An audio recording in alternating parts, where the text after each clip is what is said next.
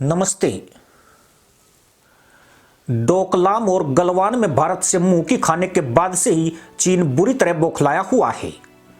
वहीं भारत की शानदार कूटनीति ने दुनिया के पटल पर चीन को अलग थलग पटक दिया है, जिसके बाद उसकी छवि इस्लाम बख्शी और विस्तारवाद के खलनायक की बन गई है।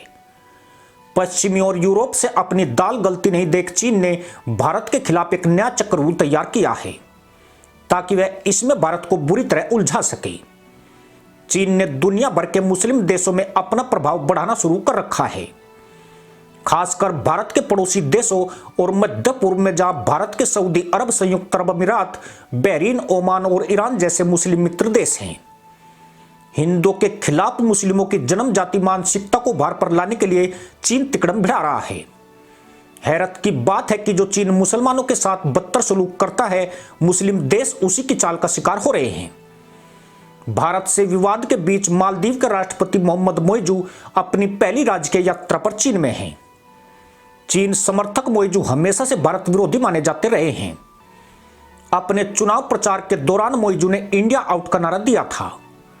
यह सब कुछ मोइजू चीन की सह पर कर रहे हैं। ऐसे में उन्हें चीन की कठपुतली भी कहा जा रहा है।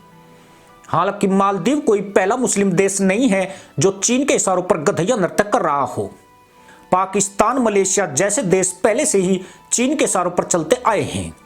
दरअसल चीन को डर है कि जिस गति से भारत आर्थिक तरक्की कर रहा है और दुनिया उसके करीब आती जा रही है, इससे भारत का वैश्विक प्रभाव उससे कहीं ज्यादा हो जाएगा। ऐसे में चीन दुनिया भर के मुस्लिम देशों से भारत के संबंध खराब करना चाहता है और खुद मुसलमानों का हितैषी बनना चाह रहा है। लेकिन यह बात भी पूरी दुनिया जानती है कि चीन में मुसलमानों के साथ किस तरह का सलूक किया जाता है। चीन में उइगर मुसलमानों की किस तरह बजाई और तुड़ाई हो रही है, यह मुस्लिम देशों को भी अच्छी तरीके से मालूम है। लेकिन चीन के व्यापारिक साम्राज्य ने उनके होठों को सी दिया है।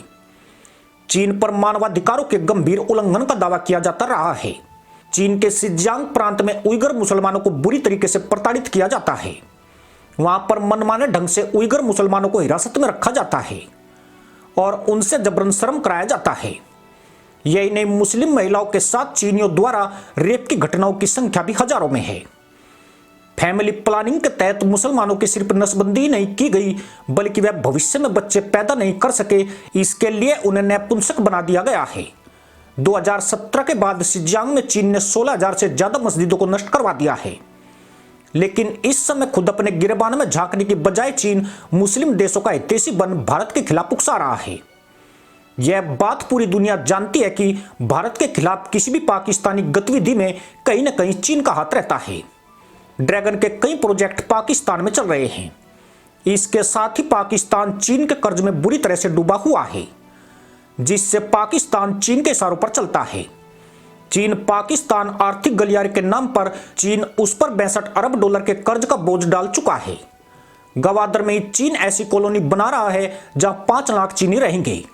जिस देश ने चीन के प्रवाह में बहने की कोशिश की, वह आज पूरी तरह बर्बाद हो चुका है। Pakistan, Sri Lanka, Djibouti, Laos, Kenya जैसे देशों का असर आज पूरी दुनिया के सामने है। अब मालदीव एक बार फिर से चीन के साथ तशरीफ भिड़ाने लगा है, यानी खुद शिकारी स्वयं शिकारी के सामने प्रस्तुत हो गया है। ऐसे में चीनी जबड़े से मालदीव बच जाएगा, इसकी कोई उम्मीद करना भी बेमानी है। यूं भी चीन का मुस्लिम देशों के प्रति बर्ताव बेहद ही खतरनाक रहा है। चीन की दोस्ती तभी तक चलती है जबकि सामने वाला उसे सजदा करता है। जिस दिन वह थूथन उठाना शुरू करता है, चीन गर्दन मोड़ने में देर भी नहीं लगाता है। मालदीव भी इस वक्त यही गलती कर रहा है। उसे लगता है कि चीन भारत का विकल्प बन सकता है, लेकिन भारत और चीन में जमीन आसमान का अंतर है।